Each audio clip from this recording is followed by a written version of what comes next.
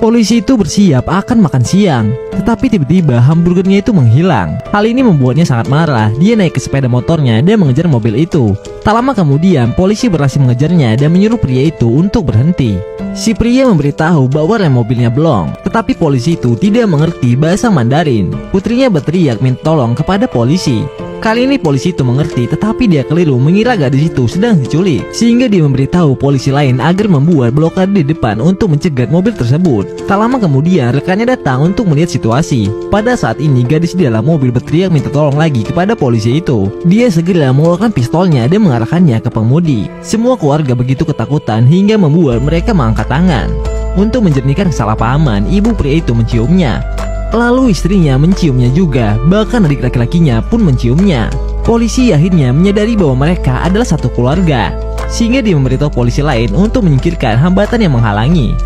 Mendengar kabar ini, rekan-rekannya merasa putus asa karena akan membutuhkan tenaga yang besar untuk menyingkirkan semua rintangan itu. Pada saat itu, sang adik mencoba menampar-nampar layar. Detik berikutnya, pria itu merasakan panas di bawah bangkunya. Kemudian sang adik menampar layarnya lagi. Kali ini kaca depan mulai menyemprotkan air busa yang membuat pria itu tidak dapat melihat jalan dengan jelas, sehingga sang adik harus keluar dari mobil dan dia mulai menyeka air busa itu dengan kain.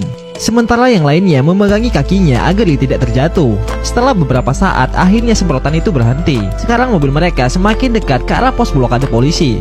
Akan tetapi blokade jalan tersebut belum berhasil diatasi oleh para polisi, sehingga pria itu harus berbelok ke jalan lain untuk menghindari tabrakan. Mereka keluar dari jalan raya dan mobil terus melaju kencang memasuki lahan pertanian. Jalan yang bergelombang membuat mereka semakin ketakutan. Tetapi tiba-tiba mobilnya itu tersangkut di kubangan tanah dan mobil itu berhenti. Suasana tegang berada di dalam mobil akhirnya mulai mereda. Tetapi pada saat itu dua orang petani yang baik hati membantu mereka. Mobil itu keluar dari kubangan tanah dan mereka melanjutkan perjalanan. Tidak lama setelahnya tiba-tiba dua motor polisi terkena kubangan itu. Kedua petani ini tidak mengerti apa yang terjadi dan kedua polisi itu melanjutkan pengejaran. Setelah melakukan perjalanan yang panjang, para polisi memutuskan untuk memindahkan para penumpang ke mobil mereka. Hingga akhirnya hanya meninggalkan pria itu seorang diri yang terus mencoba mengendalikan mobilnya.